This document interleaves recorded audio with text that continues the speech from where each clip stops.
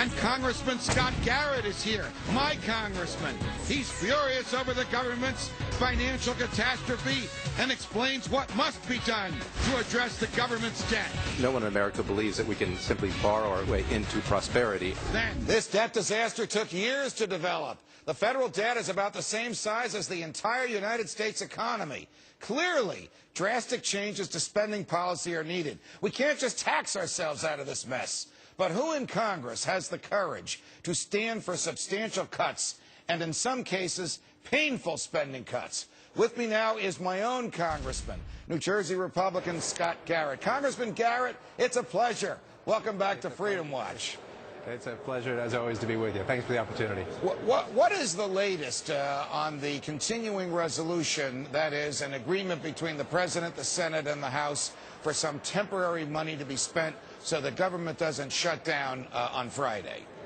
Well, the latest is, as having just voted for a continuation for the next 2 weeks, it's back in the Senate's hands. So it's really today is the same as it was a couple of weeks ago on Harry Reid's desk to finally make some decisions, and as you point out, some difficult decisions.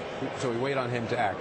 Now, I know that you're a fiscal conservative, as you know I am, but what really is accomplished by 2 weeks? Won't we be back in 10 days, almost precisely where we are today?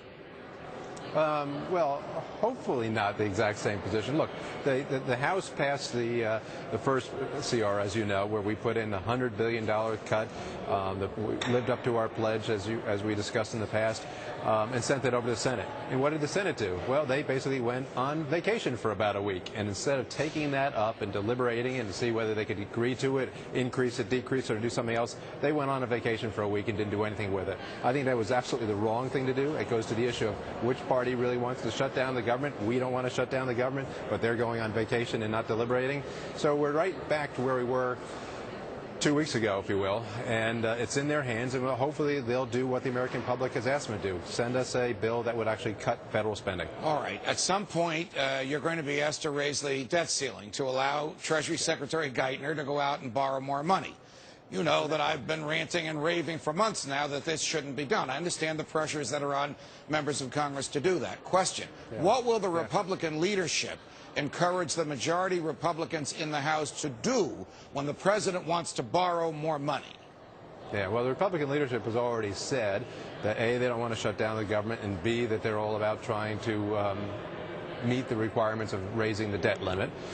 So I would anticipate that's what you'll see in the next discussion coming out of leadership in the House. And then the question that comes in after that will be, so what will they ask for from the administration, from the Senate, in order to do raise the debt limit? Wow.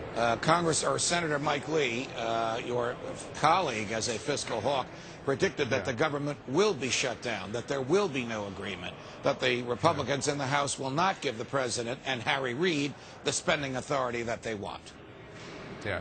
Well, I don't think that we certainly won't give them the spending authority that they want where they are right now, where Reid says basically in his last message to the House that we're spending the right amount of money. We don't need to make any cuts whatsoever. It's basically Reid's message.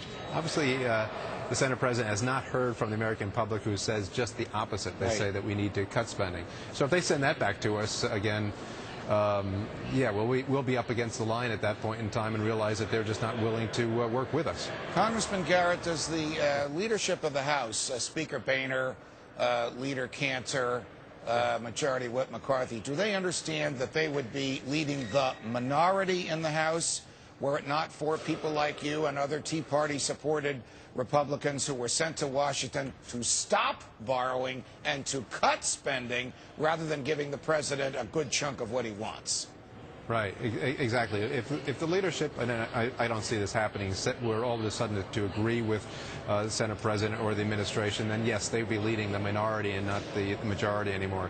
And leadership, you know, initially with the CR, where were they? They came out with the proposal that Congressman Ryan came up with, saying we only want to cut $58 billion. But thank goodness we had the freshman class come in, as I call it, the cavalry coming in, the reinforcements, if you will, to our small group of conservatives here in the House that existed before, and said, no, that needs to be more. And leadership was willing to listen to that. And I think, and I hope that they'll be willing to listen to us again if any comes back from the Senate.